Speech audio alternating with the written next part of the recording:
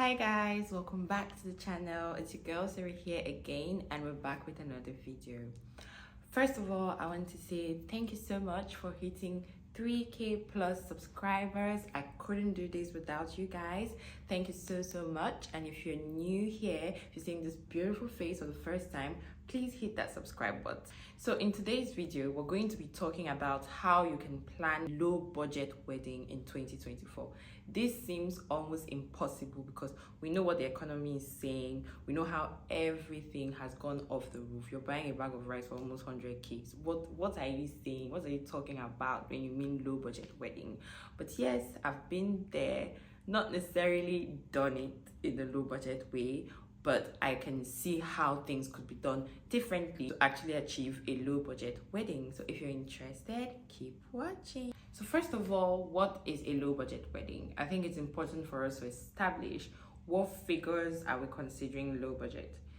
I think I can group them in three categories. It's either between 2 million to 5 million naira, or 1 to 2 million naira, or below 1 million naira.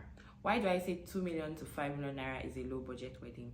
Because the cost of things currently makes it that amount of money that could have seemed like an average cost of a wedding now will be categorized low cost wedding. If you're going to book venue, get the vendors, get the normal shebang that you would do, it would cost you a whole lot of money. When you talk of wedding venues, you have venues in Lagos that start as low as 500k and go all the way to 10 million naira. So if you're talking of 2 to 5 million naira, actually it is a low, quote and unquote, it's on the higher end of the low budget, but it's still a low budget wedding. However, I want to give you tips that could help you even plan a wedding below $1 million. Yeah, it's possible. You can do it. So the very first thing, like I hinted earlier, that costs a lot while planning a wedding is the venue. So you have venues that you could rent out, but then do you have to rent out a venue for your wedding? One option I would suggest is that you could use your church or your mosque, whichever place of worship could be your wedding venue. So a lot of churches and mosques that I know of actually would allow a couple that are like fidels in that particular place of worship to do their wedding there for free. So why would you go and rent out a venue when you could just use your place of worship? There's so many young people these days that are not necessarily trying to play some type of, if you would want to consider, worldly music during their wedding, and that is perfect for you. There's a lot of hip Christian music, a lot of nice Muslim songs that you could play at your wedding. If the cost of going to rent a venue for 3 million, 4 million, 5 million is already sounding crazy to you, and the only reason you would do that is because you don't want to be restricted to music, then maybe you should consider using your place of worship as your venue. The next thing I would also suggest is that you could use either your parents' house or a family member's house that has a big compound. So if your parents have a big compound, just think of it. If you're going to the village to do your traditional wedding, most likely to be done in your father's compound. So is it because you're in the city that you have to go and rent a venue? If you're looking at a low budget wedding, I guess your guest size is not that big. So why not just use a nice compound from like either a family member or like a friend of the family?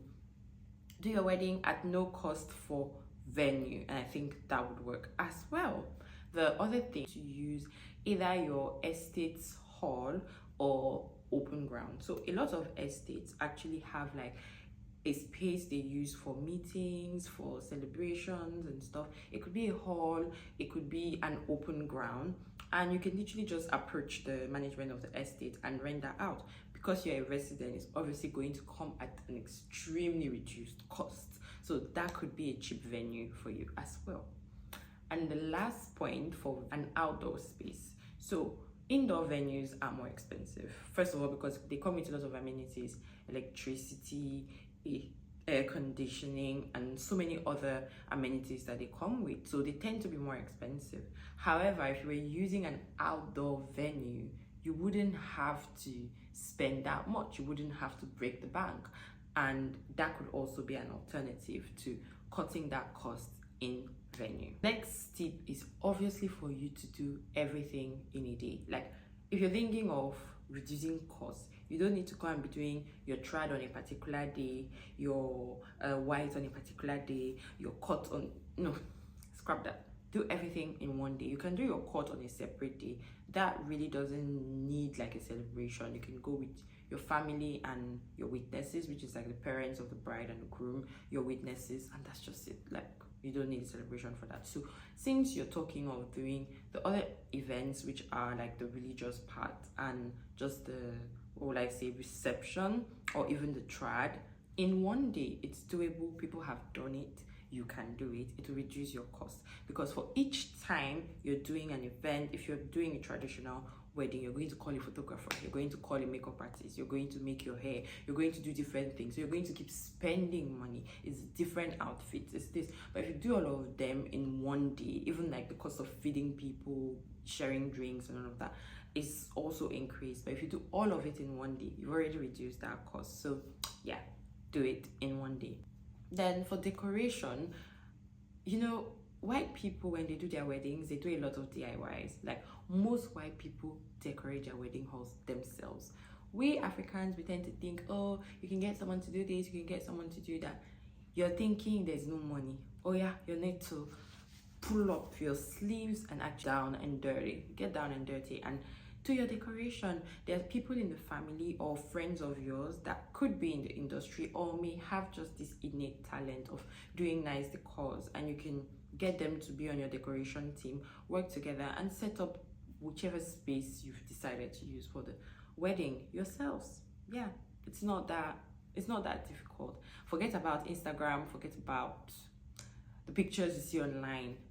It's just a one-day thing. It's a wedding, yes, but what's more important is the marriage. So do a decoration that suits your budget, and I'm sure you would love it. Your guests will not remember. Your guests will absolutely not remember. The next item is food. So for food, you don't have to book like tens and thousands of vendors. Scrap three-course meal, four-course meal, scrap that. You're talking low budget. It's 2 options of food. You're gonna have small chops rolling in, and you have a main. So whatever the mains you decide to have, that's fine. But like, you just have 2 options of food. Each guest gets 2 options of food. So for the small chops, I wouldn't necessarily suggest that you do the small chops yourselves, because they could actually be delicate. I think you should use a vendor that could be affordable, not far from you. Just book them. They come and fry the small chops on the day. Share it. They may not have the most fancy plates to use to share the small chops, but really and truly, on that day, when people are hungry, they just want to eat. Let the food be nice. So if the small chops are nice, they will not remember, oh, I went to that wedding and they served it in this basket, and in this wedding, it just came on a plate. Just do that. Now, for the actual food, in every family, in every friendship group, we have people that we know, oh my God, this mama's jollof rice bangs. Whomever are those women you've identified in your entourage, whether be it the wife's side or the groom's side or both of them, hand over those duties to them. So if your mains include rice and an option of swallow, it could be amala, it could be pounded yam, I don't know, whatever your choices are, give out the rice to that mama that is so good at rice. Then give out the swallow to the other mamas that are so good. They'll form their little groups between themselves, do all the shopping, provide them with the ingredients, they'll cook it up for you. You can obviously give them something to tip, just to say thank you. It's not a pay, because can you really pay their services? No, you can't. But it's just like to say thank you. Do that, and I promise you, a lot of times the food is great. Now for vendors, because we're talking of a low budget wedding, you're going to keep it to the minimum. What do you need? You need a photographer and you need entertainment. What is entertainment? Music. Either you use a DJ or a live band, or if the budget permits you to use both, then that's fine. But those are like your key vendors in this case, because every other vendor is family and friends. You will be asking me, are those all the vendors for a wedding? Obviously they are not, but these are the key vendors you can afford with this budget. Photography is very important. You need memories of the day, so you need a good photographer that would capture those moments for you. Then in terms of the music, obviously you're going to receive guests without music playing, so you get that sorted. And those will be the 2 core vendors that you're going to outsource. Now, in terms of other vendors, for example, your makeup. You may have somebody in your family or in your group of friends that is a makeup artist. Get her to do your makeup, and that could be her gift to you for your wedding. Or if maybe there's a friend of a friend, just check your contacts, do maybe a test run with her, and if you're okay with it, get her to do your makeup. Honestly, bridal makeup is highly overrated. It's almost the same beat we do to be bridesmaids or to be actually big girls that is also done for the bride. If you have someone that can do very nice makeup, you're good to go. Another vendor that could be sourced internally is an MC. So you don't need to book an expensive MC. You could either get an upcoming MC, which most of them are not highly priced, or if you have somebody within, here again, it could be a groomsman, it could be someone within that just has these good oratory skills, that is good at just bringing people together and coordinating things. Get that person to do MCing for you. Really and truly, it's a one-day event. It's a couple of hours that you need to get people aware of what is coming up next. That's really the most important thing. They don't need to be cracking jokes. They are not a comedian. They are not on stage. It's your wedding day. You're the star of the show. All they need to do is announce when these people are entering, when those people are leaving, and you'll be good to go. Save up your coin there again. Then, in terms of your outfits and beauty, if you're a bride, I guess you know you don't have to buy a dress. You can just rent out a dress. There are dresses that are rented for as low as 20,000 naira. That's crazy. Yes. Take your time, find a good dress. You can get a dress between 20 to 50k rented. Make sure nothing happens, no damage happens to the dress, obviously. The next day you return the dress, because are you going to keep that wedding gown in your home? Are you going to wear it ever again? No, it's once, right? So you wear it once and return it for another bride to have a beautiful day with. You'll be fine. In terms of buying your traditional outfits, in terms of the lace and all of that, when you go to the market, don't say, oh, I'm looking for fabric for my wedding. Obviously, it will be overpriced. They're going to be like, oh, bridal fabric, bridal fabric. Just look for fabric you like. If it's lace, if it's George, whatever you're looking for, look for a fabric you like. It doesn't have to be overly priced. Most of the very expensive laces have dupes, just like designer bags. Like they're dupes of designer bags. So if there's something you really like, you can get a dupe for it. But if not, go with an open mind, and I'm sure you'll get really nice outfits for a good price. You don't need to go to the Instagram vendors or this stylist you've seen online to design your wedding outfits to sew it for you. You're trying to save costs. This is 2024. Fuel is almost 700 naira. You don't need to be spending exorbitant amounts. Keep that little coin for the marriage. Pay your rent, sort your bills.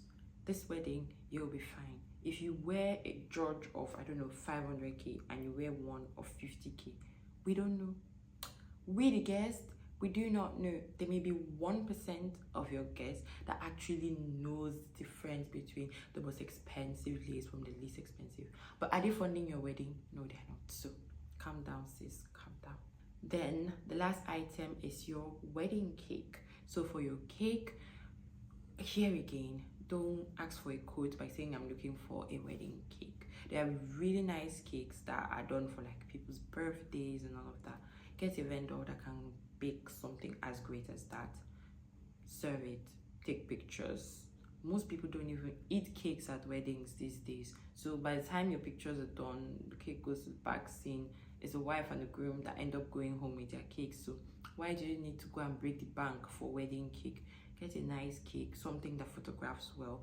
Most bakers give you the option of putting dummy cakes. So if you're trying to build the base, it could just be that there are just 2 layers of your cake that are real, and the other maybe 2 or 3 extra layers are dummy cakes.